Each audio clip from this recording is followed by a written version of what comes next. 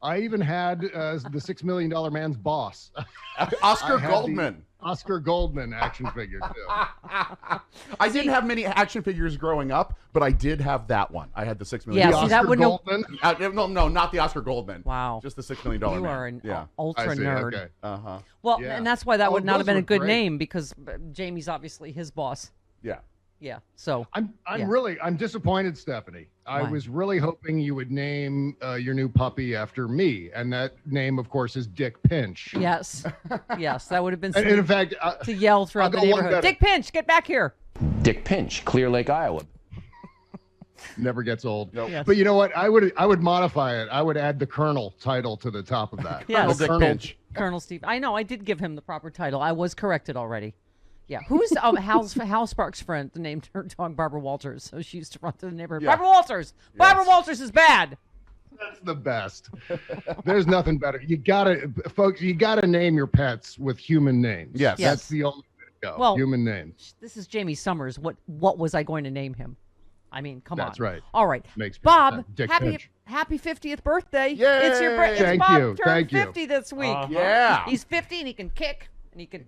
All right. Stretch. He can Yeah. More than that. And you'd never know it by looking at my birthday party the other day. Did you have like an early bird at Chuck E. Cheese or what? Yes, it was like a birthday for a 12-year-old. That's what I say. There was a Star Wars cake. I and- saw that. Yes, you posted that. That's where you said to shop for you, wherever you shop for 12-year-olds.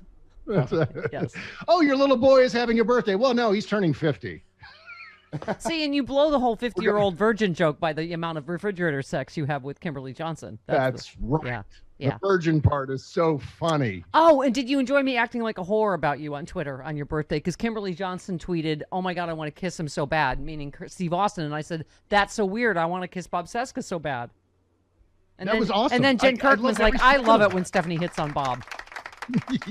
Yeah, that was so much fun to watch you and Kimberly fighting over me. My ego was like grew 1,000 times that day. You are gorgeous. then You're Jen- gorgeous. I got to tell you, Jen Kirkman Yes. gave me one of the best birthday presents I received this year. She sent me a video where she's telling the story about how at an event this past weekend, she went up to Lawrence O'Donnell and mentioned "Stop the Hammering" to him. And of course, Oh no. they're simpatico. No, totally. First of all, don't try this at home. Do not approach Lawrence O'Donnell and ask him about "Stop the Hammering." But Jen Kirkman can get away with it because Jen Kirkman is funny. She's Yes. lovely. Beautiful. From Right. Boston. Most importantly, she's from Boston. Yes. And so they had overlap of the Boston accent and Yeah. the Southie. I guess that's the part of Boston they're both from. And so, she can get away with it. Yeah. She can get away with "Stop the Hammering," but no one else can. Because I swear to God, if he ever heard my show and heard me playing that clip, the fire, the liquid hot magma Out of would his erupt eyes. from his. Yeah. It's okay. He's All got right. that. He's got that stare. He's got that dad stare. Like, yeah. It's like when I was playing soccer as a kid and I'd screw up on the soccer field. I could zero in right on my dad and see those eyes. Like, If you've ever seen him with a Republican guest, those are like blue laser beams. All right. So speaking of which, the Texas Democrats, OMG. Yeah. Oh, by the way, can we just, so Bob and I can have a birthday orgasm together, can you give me 15? So who is this Pete Hedge? Whoever the Fox host is. Yeah. But this was one of the yeah, Texas Democrats, Yes. right? Just speaking truth on Fox News. Hang on. You have made a lot of money personally, and you've enriched a lot of corporations with advertising by getting on here and spewing lies and conspiracy theories to folks who Now trust it's you. about my And so what I'm enrichment. asking you to do is I to see. tell your voters right now that Donald Trump Hey, at lost the least election you've in 2020. resolved Can the you- lie can you- that is. can At least you you've admit resolved that? the lie that is. Did you- Democrats did you are catch now what I for just asked? voter ID. It's not Did you your hear what I show, sir. asked? But at least you Did resolved Donald the idea Trump- that did Donald Democrats Trump are not lose for the voter election ID. in 2020? Real quick. Can you answer the question? Did Donald Trump I think lose the election I'm in answering 2020? questions. I'm not. Don't Is really this, feel is any this an obligation to answer uncomfortable, anything an of uncomfortable you. question for you? No, it's See, this is Oh my God. Oh my God. I love it. That's what happens when I go on Fox, and then I'm never invited back. Yeah, It's you got a dressing down by Neil Cavuto the next day. Yes, that was that was like Catholic school, Sean. That was that lecture. Yeah. Wow. Yeah, he said he told Hedge that people believe the big lie because folks like you get on television every night and repeat the lie over and over again. But you were talking about Cornyn's comments about and God bless them and their courage, the Texas Democrats. And you said this isn't any old dispute over, say, a percentage point here or there on a corporate tax rate. This is about preserving the fundamental right in democracy to cast a ballot. The Texas Democrats recognize this, and Cornyn is lined up with the fascist idiocrats. Thank you. Mm-hmm. Yeah. That's just it. It's not something that is that you normally quibble over with the usual political argle-bargle. It doesn't happen with this. This is an attack on our, the fundamental centerpiece of our democracy, the right to vote in this country, and they're taking it away. Why are they taking it away? Because the party is controlled by Trumpism now. Trumpism is a minority faction of the political discourse in this country. Therefore, they cannot win on Trumpism alone. So therefore, they have to block Democrats from being able to vote in order to get a majority in certain districts and in some cases nationally, maybe. Yeah. So this is the thrust behind all of this. And by the way, Pete Hegseth, if you ever want to remember Pete Hegseth, he's the guy who admitted to not washing his hands after he goes to the bathroom. Oh, God. So Pete Hegseth is a walking E. coli factory. So just bear that in mind whenever he's on Fox News Channel. Now I can't. Okay. Yeah. I have so many reasons I could. Don't shake hands with Pete Hegseth. If he reaches out, run away. Run away. Because there's probably COVID on there, too. No. I love when, by the way, there's 1 degree of Steph separation, and you tagged Dean Obadala, who said Donald Trump is the Osama bin Laden of the January 6th terrorist attack, period. And you just said bingo. And, this is, okay. He was the mastermind. We got to. Donald Trump was the mastermind of the 1/6 insurrection. Absolutely. Right. Well, okay. So I don't even know where to start because I feel like you're one of the few people that really, Bob. Honestly, I love I love your show so much, but you were early and often talking about Trumpism, that we are not going to be done with Trump. We have to stamp out Trumpism, and you were one of the first ones I heard talk about that, and you were absolutely right. You treated to a standing ovation. Texas AG Ken Baxton tells CPAC that Trump would not have won Texas if he hadn't won the 12 voter suppression lawsuits to stop mail-in ballots and drop boxes. Yeah. And you said, and there it is, they can't revert to more moderate positions because Trumpism, so they have no choice but to stop Democrats from voting. It's the only way they can win, and they're openly admitting it. I mean, bam, right? Oh, yeah, absolutely. And the thing that we're sometimes losing sight of is that some of these election laws that are being passed right now are all based on Donald Trump's big lie. It's all that. They're codifying all of the nonsense. Donald Trump sitting on the toilet one morning, the day after the election, going, okay, what do I say now? Well, let's go with maybe Rudy Giuliani's drunken musings from last night. Let's say we won all those states. Let's say there was massive fraud, that it was stolen from us and all the rest of it, because Donald Trump can't handle losing because he's a teeny tiny small man.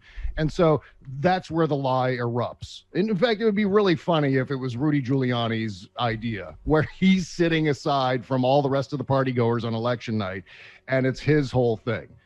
Because he's hammered and he's sitting there, he's getting drunk on power with Andrew Giuliani inside the White House on election night. Maybe it was him who came up with all of this, but the bottom line is that it's all being established in Republican laws. And thank God for those Texas Democrats. We should all be applauding that. That is a profile in courage. That is a profile in patriotism. That's a great point, Bob. These laws all over the United States of America are based on drunken blurts from Rudy Giuliani, basically. Yeah. The Trump was like, oh, yeah, that sounds good. I mean, okay. Yeah, it's exactly right. It's like we always talk about the red hat Republicans being sort of like the drunken guy at the end of the bar screaming about what he saw on Fox News Channel. It actually was a drunken guy. Yes, exactly. Exactly right. It was literally the drunken guy at the bar. And you talking about what he saw on Fox News. You tweeted the Republican Party is controlled by a soulless villain who supports the violent overthrow of Article 1 powers and the attempted assassination of the former vice president. Every American, elected or not, Democrat or not, should be repeating this over and over 1,000 times. So let's quickly go into, because you also had some great stuff about COVID, which, as you know, is my obsession. Our headline here yesterday in the LA Times, Bob, COVID-19 cases surge in LA County, fueled by enormously selfish, unvaccinated people, according to experts and doctors here. You said, Aaron Rupert said, noting that the government is falling short of its COVID vaccine goals is an applause line at CPAC. And you just said, these garbage people. I mean, think about that, that's an applause line. Yay! We're killing more of ourselves to own the libs because Trump says so, or whatever, Fox says so. I mean, it's astounding. And I hate to get too far afield here in terms of who we're talking about, but Jake Tapper today said something along the lines and tried to draw one of these false equivalences between the Democrats and the Republicans. He said, well, the Democrats, all they want to do is cancel people for using the wrong pronouns. And, the Republicans have their crazy crap too. Yeah. And I'm like, well, hang on a second here. It's Republican leadership. I mean, the weirdos in the Republican Party are running the show. I mean, the left, we have our own, fringy people as well, but they're nowhere near the levers of power. And so for someone like Jake Tapper to get on CNN and draw an equivalence between these two groups, it drives us nuts. That is pure gaslight. You want to see the definition of gaslighting? That's the gaslighting. That's making us feel like we're nuts when the nuts aren't running the show on the Democratic side. It's exclusively a Republican thing. And we see it writ large happening on the stage at CPAC throughout this past weekend, which, by the way, was the 82nd CPAC we've had this year for some reason. It seems like it never, ever, ever ends. I know.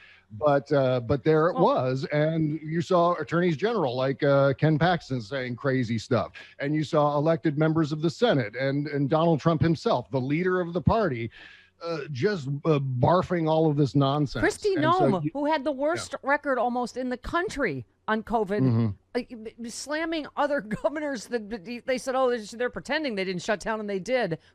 Slamming other Republican governors that didn't try to do anything about controlling COVID. Anyway, you just nailed it on Twitter. You said red hats. Trump is responsible for your awesome vaccines because Operation Warp Speed, and also the vaccines are a radical left conspiracy to take our freedoms and kill us all. Unbelievable. Right. Charles Johnson, your friend, said way too many people and organizations are opposed to universal mandatory vaccinations. It really should be clear by now it's the only way to stop viral pandemics in the modern world, and we're letting the stupidest people stop it from happening. And you just said idiocracy in progress. We keep making Brondo jokes, but this is where we are, right? Yeah, I just keep thinking of that establishing shot in Idiocracy where there are cars driving up that exit ramp and just falling right off the end. And it's Brondo. It's what Planet that's where we're headed, right? Yeah. And Pete Hegseth on Fox News Channel saying, keep using that exit ramp. Oh my Go God. for it. Oh my God. That Newsmax guy. That guy looks like Jake Ryan from 16 Candles on Newsmax. Yes, Rob Schmidt. Hang on. This is on Newsmax. Newsmax even had to distance themselves from this, right? Obviously, I'm not a doctor, but when I've always thought about vaccines. Stop. Can you nobody should talk after you start with, I'm not a doctor, but. That's right. Don't listen to anything he says after that. Okay. Obviously, I'm not a doctor, but when I've always thought about vaccines, and I always think about just nature and the way everything works. And I feel like a vaccination in a weird way is just generally kind of going against nature. Like, I mean, if there is some disease out there, maybe there's just an ebb and flow to life where something's supposed to wipe out a certain amount of people, and that's just kind of the way evolution goes. That's how it goes. Vaccines kind of stand in the way of that. Do you follow what I'm saying? Does that make sense? Oh, my God. Yeah. That is a little final solution-y, isn't it? It's a little, right. That's so first of all, they do believe in evolution. So they do believe in evolution, but only in terms of just letting as many people die from a preventable pandemic as we can. That's right. That's absolute madness. I mean, look, the guy's a TV host. You'd think at the very least he'd want the best ratings he can possibly get. Telling your audience to hurry up and die is not good for ratings. Hang on. I'm just saying. For God's sake, just die. Newsmax. Yeah. Hurry up and die. That's exactly. Yeah. Look, the thing with the vaccines too that we tend to overlook is we all spend a lot of time, and we've all done this at some point or another, where we're going into a public situation, whether it's a grocery store or a party or something like that. And we're going, well, what if this person has it, but that person doesn't? They've got the vaccine and they don't, but they had the other thing. And all of these scenarios that it's making me crazy going through all of the different scenarios with vaxxed and unvaxxed, and they had it, but they didn't have it. Can I get it from this person? Will I be infected? Do I have to go to the hospital? All of that. You know what? Getting the vaccine eliminates all of that guesswork. Thank you. You get the vaccine. You don't. If everyone has the vaccine, we don't have to go through that crap anymore. Oh my God. I went to the doggy store because I needed something like even faster than Amazon Prime. And I realized I didn't bring a mask because I haven't been in a store in like a year and a half. And so I asked for one. I was like, oh, they're like, oh, it's okay. We're all vaccinated. Are you vaccinated? I was like, yes. I still want a mask. Like I just, I don't believe you. Yeah. I know. Well, you said you tweeted COVID will be with us for a long, long, long time, and we need to constantly repeat it's the Trump Republican Party that worsened it from the very start. I mean, this could have been gone such a long time ago. Gone. Yes. And here we are. Yeah. Here we are. Delta variant, yada, yada. I mean, it's what I really want to know is the After Party podcast, your Patreon show for Bob Cesca this week, includes talking about singing during oral sex. Why? Yes, it does. I need to. What? Bob. Do you want to know? There's a movie that Adam Driver is in, and it's a musical called Annette, and I think it premiered at Cannes this past week. And in this movie, Adam Driver performs a famous first. He actually, I don't know how to describe it on the radio, but he sings during oral sex. Okay. That's what he does. Huh. Yeah, somehow. You need to sign up for Bob. Thank you for raising the stakes, Adam Driver. Yes. To an impossible standard. I thought guys are like, I thought just doing it. It's a really big deal. Really? Yeah. Now I have to have other skills. All right. Yeah. Set aside the coordination that requires, but also the fact that, you have to be able to sing in order to be able to do that. All right. We've gone way long. Yeah. Love you, but that means you got to sign up for Bob Cesca's Patreon. Love you. Goodbye. Thanks, Bob. Bob Cesca Show, Sexy Liberal Podcast Network. Yikes.